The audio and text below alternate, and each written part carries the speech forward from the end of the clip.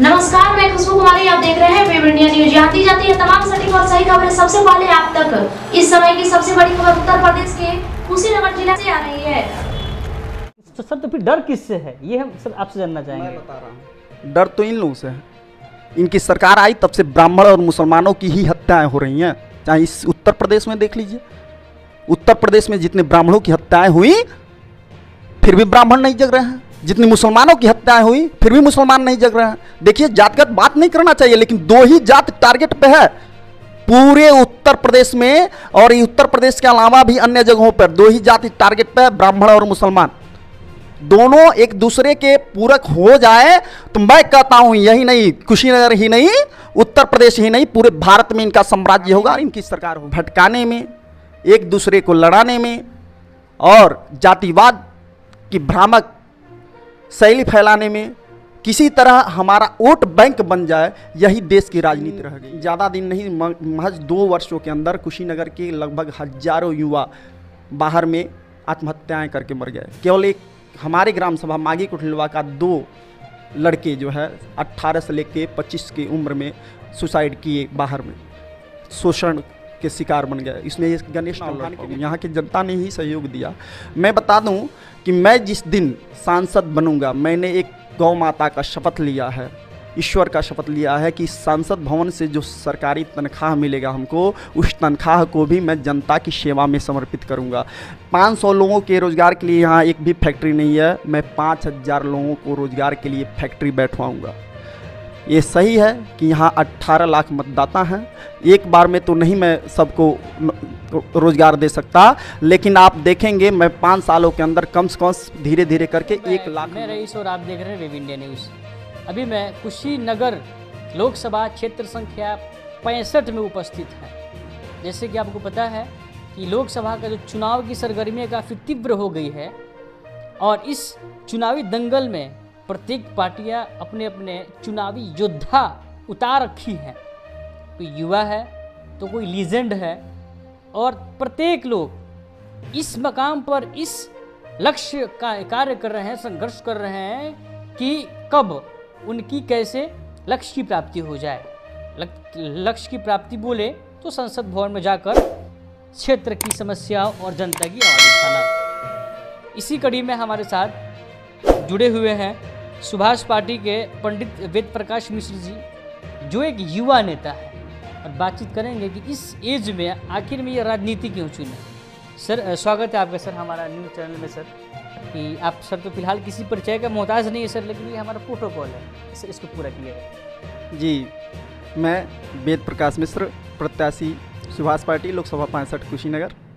आपको भगवान बुद्ध की महापरिनिर्वाण स्थली कुशीनगर और कुश, भगवान श्री राम के पुत्र श्री कुश जी की राजधानी कुशीनगर में आपका स्वागत करते हैं। चुनाव चिन्ह क्या है सर? चुनाव चिन्ह मेरा अलमारी है, और क्रमांक संख्या 4 है, 4 पे अलमारी है मेरा। अच्छा सर, क्या मैं यह बोलूं कि जो भी आपके प्रतिद्वंदी है कि सबको अलमीरा में आप बंद कर दीजिएगा? जी बिल्कुल, अलमारी सब पर भारी, यही मेरा नारा है। अच्छा सर, सवाल तो बनेगा, चूँकि आप एक युवा है और युवा ही राष्ट्र को आगे लेकर जाता है, और राष्ट्र को आगे लेकर जाने में बहुत बड़ा योगदान रहता है सर। अभी सर युवा अवस्था में इस तरह का वस्त्र धारण करना क्या वजह हो सकता है सर? देखिए, नेताजी सुभाष चंद्र बोस हुए, सरदार भगत सिंह हुए, अशफाक उल्लाह खां हुए, इन्होंने जब देखा कि देश गुलाम हुआ है तो आज़ादी के लिए इन्होंने एक वस्त्र धारण किया। आज देखा जाए तो लोकतंत्र में तो हम लोग जी रहे हैं, लेकिन ये लोकतंत्र के नाम पे लोकतंत्र रह चुका है, बन गया है। लोकतंत्र इसलिए कहे कि आज तक देखा जाए इस पूरे भारत में क्या घुसखोरी कम हुआ, भ्रष्टाचार कम हुआ। हम लोग नेता चुनते हैं किस लिए? कि घुसखोरी समाप्त हो, भ्रष्टाचार समाप्त हो, और देश का विकास हो, देश की उन्नति हो, देश की प्रगति हो।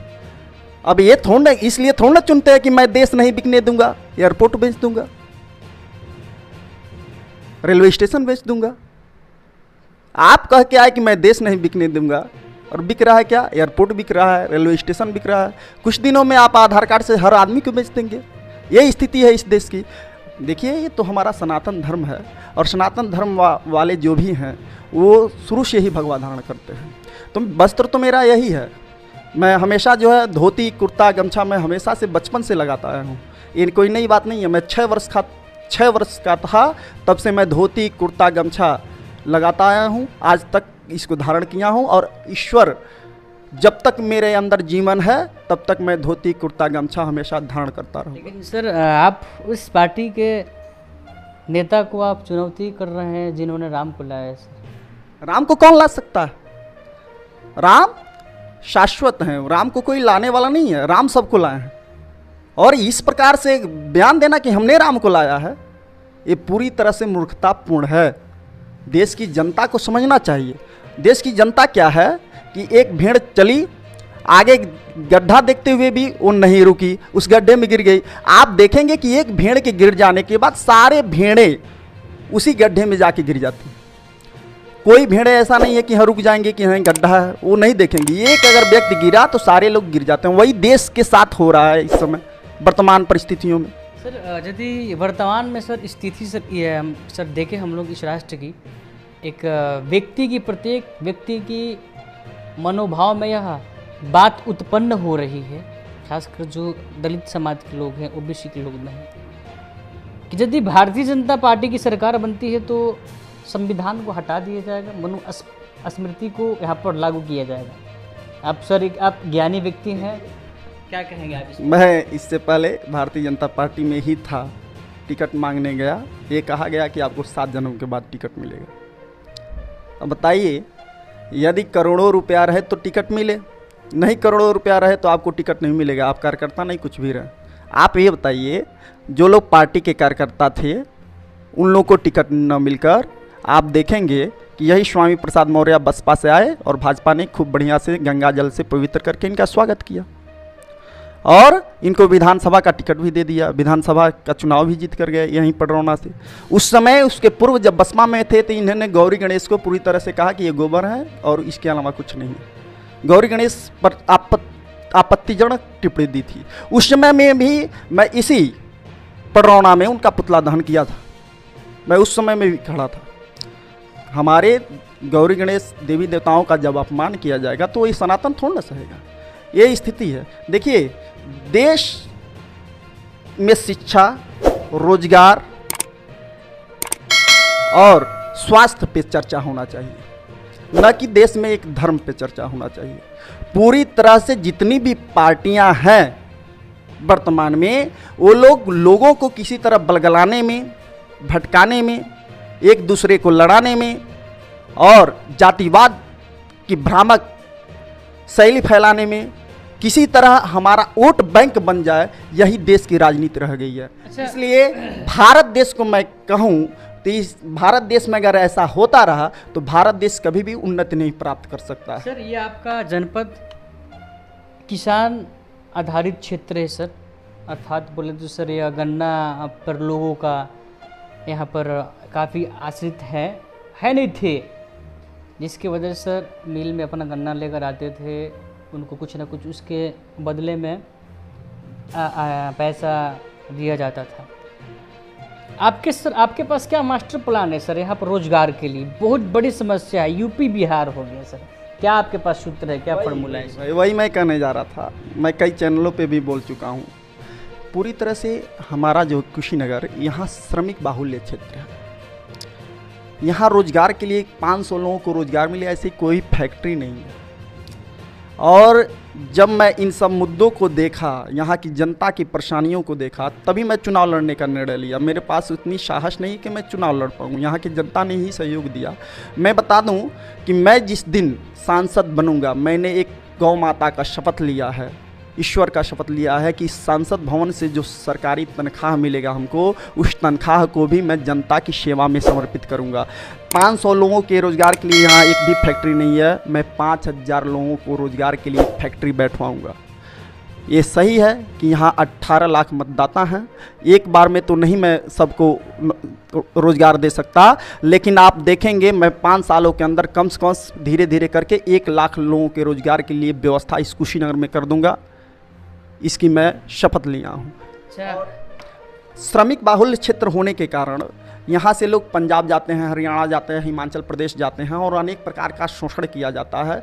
कुछ दिन, ज़्यादा दिन नहीं, महज 2 वर्षों के अंदर कुशीनगर के लगभग हजारों युवा बाहर में आत्महत्याएं करके मर गए। केवल एक हमारे ग्राम सभा मागी कुटलवा का 2 लड़के जो है 18 से लेकर 25 की उम्र में सुसाइड किए, बाहर में शोषण के शिकार बन गए। इसमें एक गणेश चौहान के बेटे हैं, एक कमला चौहान, ग्राम सभा माघी को। इसकी जिम्मेदारी किन की है, सरकार की या जनता की?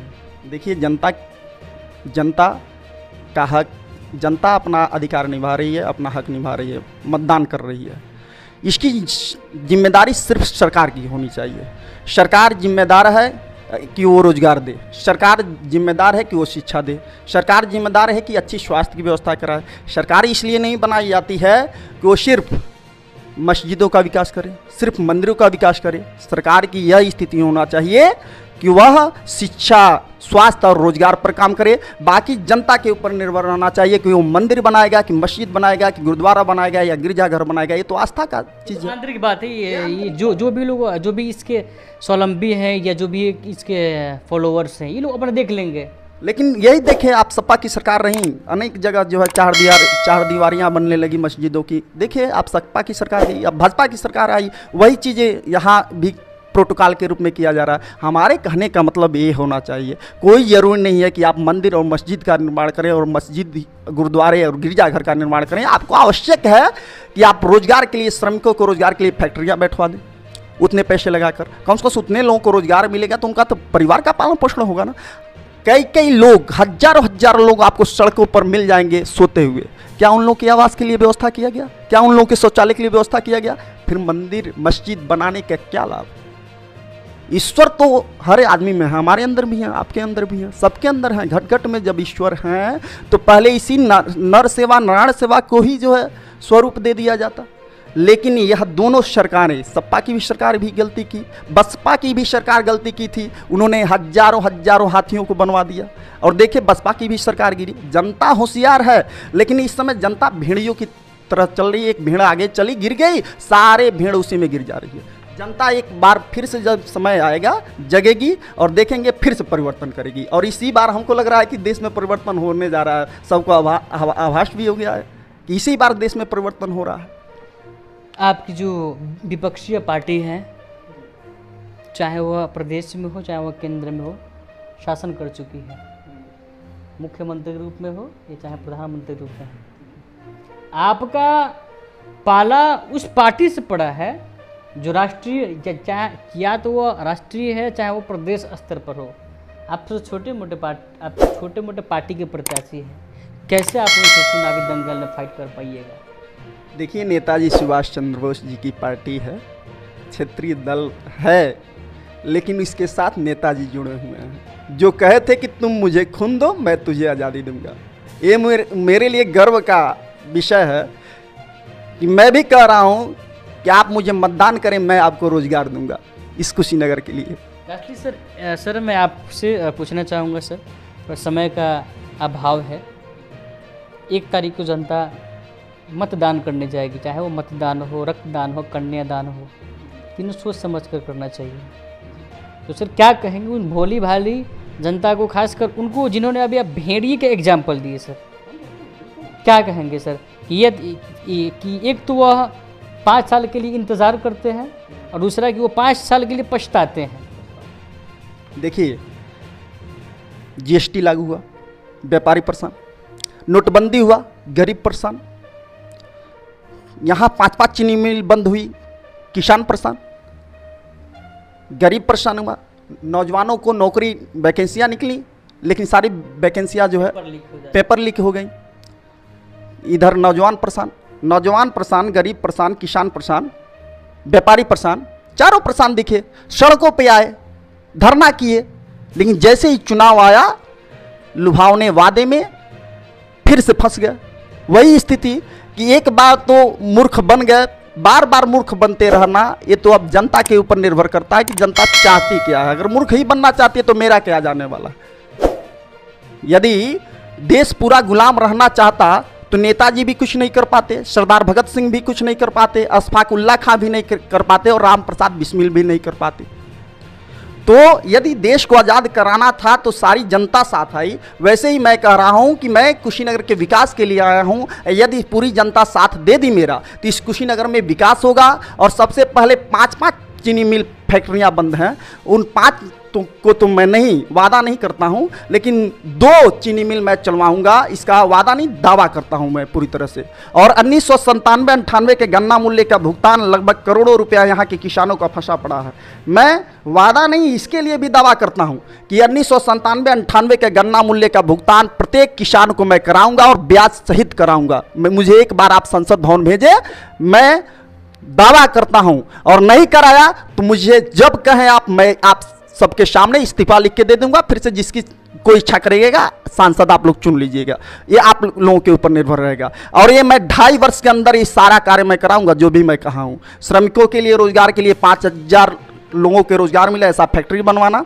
दूसरा जो है 2 चीनी मिलें, परौना चीनी मिल अगर नहीं यहाँ चल रहा है तो स्थानांतरित करके इसको देहात एरिया में बैठवाऊंगा, वहाँ सड़कें डेवलप करके वहाँ बैठवा कर और चीनी मिल चलवाने का काम करूंगा। और एक और कोई चीनी मिल या तो कटकुइयाँ या तो लक्ष्मीगंज जो अच्छा लगेगा यहाँ की जनता तय करेगी, उसको भी मैं जो है बैठवा कर चलवाने का काम करूंगा। ये मैं वादा नहीं दावा कर रहा हूँ, ये झूठा वादा नहीं है। 2014 में आके जो मोदी जी कह के गए थे कि 100 दिन में मैं चीनी मिल चलवा दूंगा, आज तक नहीं चल पाया। 10 वर्ष बीत गया, फिर भी जनता उन्हीं को वोट किए जा रही है। तो मैं भी आपके सामने आया हूँ, वादा करने नहीं आया, दावा करने आया हूँ। मात्र 5 वर्ष का आप समय मांग रहा हूँ, जिसमें 2.5 वर्ष में ही काम करके दिखाऊंगा। क्योंकि सर हो सकता है कहीं जनता के अंदर डर है, क्योंकि एक भावना भी ये भी उत्पन्न हो गई कि हिंदू खतरे में है। ये तो सर तो हो सकता है। और इसका निवारण हो सकता है कहीं हमारे माननीय प्रधानमंत्री मोदी जी करें, हम बचाएंगे तुमको। सर तो फिर डर किससे है, ये हम सर आपसे जानना चाहेंगे। मैं बता रहा हूँ, डर तो इन लोगों से है। इनकी सरकार आई तब से ब्राह्मण और मुसलमानों की ही हत्याएं हो रही हैं। चाहे इस उत्तर प्रदेश में देख लीजिए, उत्तर प्रदेश में जितने ब्राह्मणों की हत्याएं हुई फिर भी ब्राह्मण नहीं जग रहे हैं, जितनी मुसलमानों की हत्याएं हुई फिर भी मुसलमान नहीं जग रहे हैं। देखिए, जातगत बात नहीं करना चाहिए, लेकिन 2 ही जात टारगेट पे है पूरे उत्तर प्रदेश में। और उत्तर प्रदेश के अलावा भी अन्य जगहों पर 2 ही जाति टारगेट पे है, ब्राह्मण और मुसलमान। दोनों एक दूसरे के पूरक हो जाए तो मैं कहता हूं यही नहीं, कुशीनगर ही नहीं, उत्तर प्रदेश ही नहीं, पूरे भारत में इनका साम्राज्य होगा और इनकी सरकार होगी। और सही मायने में देखा जाए, भले से दोनों का एक दूसरे से जो है व्यवहार न मिलता हो, इन एक दूसरे से खान पान न मिलता हो, लेकिन अगर इन दोनों एक हो गए, विचारधारा एक, ये मैं वादा नहीं दावे के साथ कह रहा हूँ। आपका सर बहुत बहुत धन्यवाद, आप अपना मूल्यवान समय दिए हम लोगों को सर, और हम आपके आजीवन आभारी रहेंगे सर इस तरह के वाक्य कुछ सुनकर।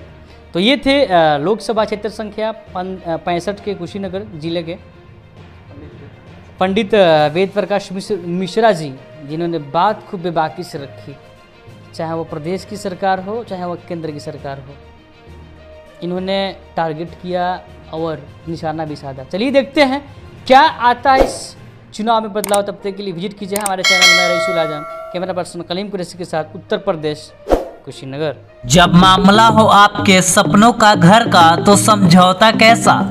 जी हाँ, अब आपका भी सपना होगा साकार। अब आपके शहर रामनगर में खुल गया है home care design and construction organisation, जहां आपको सभी प्रकार के मकान का 2D 3D नक्शा या फिर नक्शा बनवाना हो, नक्शा पास, सुपरविजन, सर्वे, अनुमानित लागत ब्यौरा, पुराना मकान नवीकरण, भवन सलाह, मेंटेनेंस, जमीन प्लॉटिंग एवं मकान संबंधित interior decoration, plumbing, electrical contractor, कारीगर इत्यादि के लिए रामनगर एवं अन्य जिले के लोग संपर्क करें।